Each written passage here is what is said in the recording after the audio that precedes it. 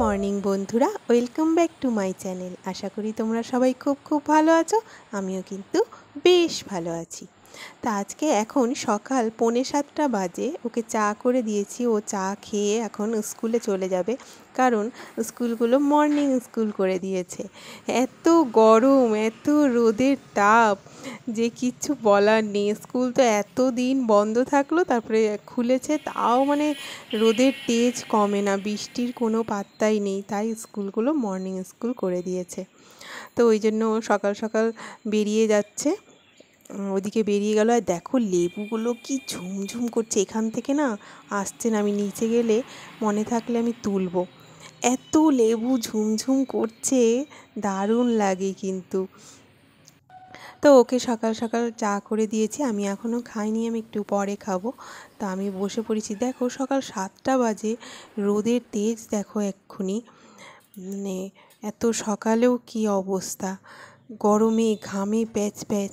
আমি মানে এদিকে তো গরমটা বেশি পড়ে, কিন্তু কখনো এই রকম গরম আমি মানে দেখিনি। যাই হোক, মেনে তো নিতেই হবে, সব কিছু মেনে নিতে হবে।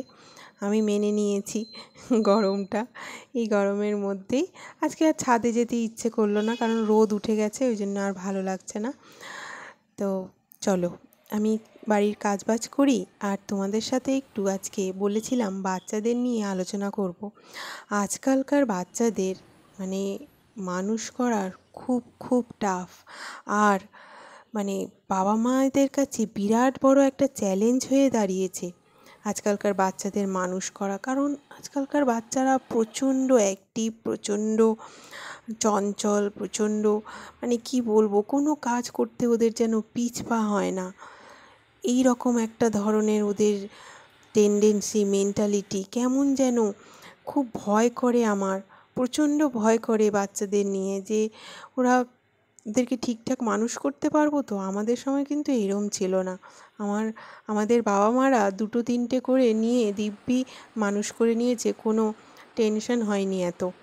আর আমরা একটা নিয়েই একদম ঘাম বেরিয়ে যাচ্ছে, প্রচণ্ড টেনশনে থাকছি। তো যেটা আমার প্রথম পয়েন্ট, সেটা হচ্ছে বাচ্চাদের না কখনো মারধর করতে নেই। আমি আমার এক্সপিরিয়েন্স থেকে কথাগুলো বলছি, আমার কোনো উপদেশ বা কোনো আমি অ্যাডভাইস দিচ্ছি না।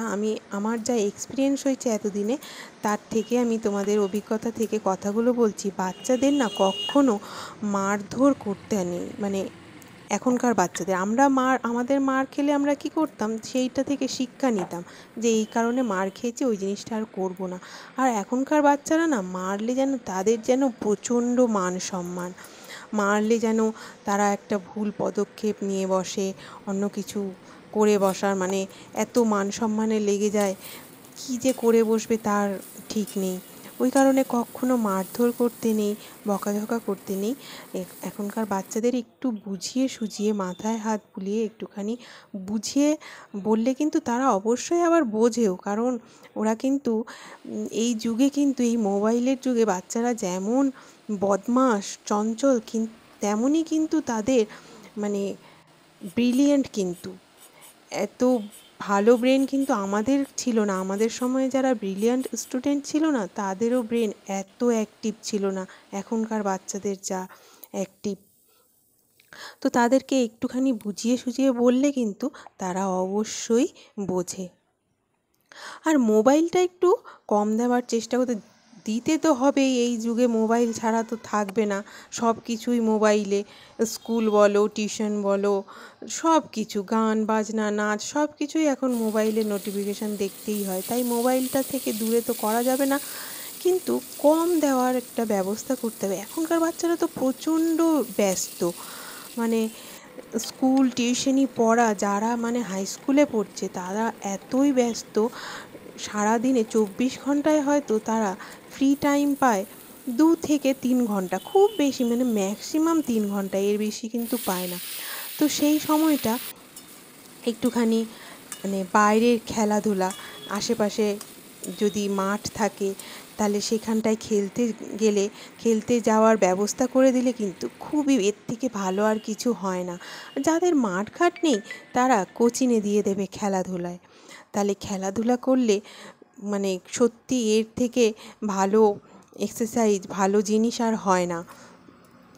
তো খেলাধুলায় দিয়ে দেবে, ওখানটায় প্রায় 1 থেকে 1.5 ঘন্টা চলে যাবে। আর বাদ বাকি একটুখানি বাড়ির সবার সাথে অ্যাটাচমেন্ট রাখতে হবে, বাড়ির সবার সাথে একটুখানি বসে কিছুক্ষণ গল্প আড্ডা এইসব করা খুব দরকার। আর বাচ্চাদের সামনে বাবা মায়েদের কখনো মোবাইল ঘাঁটতে নেই। মানে বাচ্চা পড়ছে, আমি কি করব, আমার তো সমস্ত কাজ হয়ে গেছে, বাচ্চা পড়ছে, চলো আমি ওর পাশে বসে বসে মোবাইল ঘাঁটি, এটা তো একদম করা উচিত না। যদি কোনো কাজ না থাকে আমি বসে ওর পড়া দেখব, বা অন্য একটা আমিও গল্পের বই পড়ব, কিন্তু ওর পাশে বসে মোবাইল কখনো ঘাঁটতে নেই। এটা খুব খারাপ এফেক্ট পড়ে বাচ্চাদের। আর ওদের সাথে না বন্ধুর মতো থাকতে হবে। মানে আমি বাবা মা, আমি শাসন করব সব সময়, ওর সাথে হাসবো না, ওর সাথে ইয়ার্কি করব না, না, বন্ধুর মতো মিশতে হবে। কারণ এখনকার বাচ্চারা আমি যারা দেখছি আশেপাশে, মানে 18 বছর মানে হওয়ার দেরি, রেজিস্ট্রি করে নিচ্ছে, বিয়ে করে নিচ্ছে। বাবা, আমার তো দেখে রীতিমতন ভয় হচ্ছে। দেখো, লাস্ট অবধি স্বস্তির নিঃশ্বাস ফেললাম আমরা।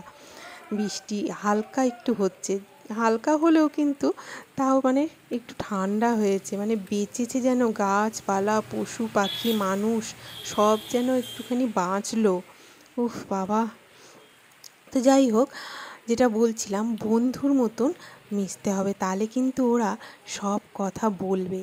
অন্তত মাকে তো বন্ধুর মতো একদম মেশা উচিত, তাহলে কিন্তু তারা সব কথা বলবে। দেখো, এই প্রদীপটা আমার বাড়িতে আগে যে কাকিমা কাজ করতো, সেই কাকিমা ব্যাঙ্গালোর গিয়েছিল, সেইখান থেকে দেখো আমার জন্য এই প্রদীপটা নিয়ে এসছে, পাথরের, এত সুন্দর।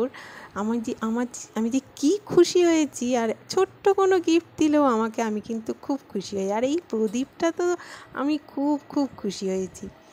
এটা আমি শ্রাবণ মাসের সোমবারে ভোলে বাবারকে যে আমি ঘিয়ের প্রদীপ দেখাই, সেটাতে ইউজ করব, ওই জন্য তুলে রেখে দিলাম।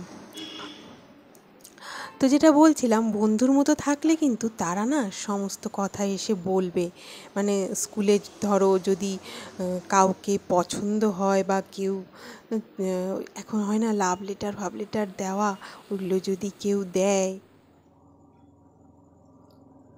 তো ওইসব যদি কেউ কিছু দেয়, তাহলে কিন্তু তারা বন্ধুর মতো যদি মেশা যায়, তাহলে কিন্তু সেটা এসে বলবে। অন্তত মাকে বন্ধুর মতো মেশাটা খুব খুব দরকার, তাহলে কিন্তু তারা সব কথা মাকে এসে বলবে। আর হচ্ছে, সব কিছু দিতে নেই। মানে এখনকার বাচ্চাদের কি একটাই নিচ্ছে তো বেশিরভাগ, সব বাবা মা যেন সব উজাড় করে দিতে চাইছে, কোনো মানে ইচ্ছে যেন বাচ্চাদের অপূর্ণ না থাকে।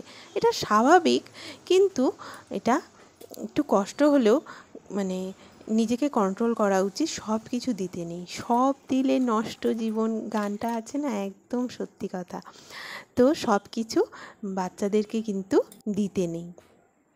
আর হচ্ছে এক্সট্রা কেয়ার, এক্সট্রা ট্রিটমেন্ট।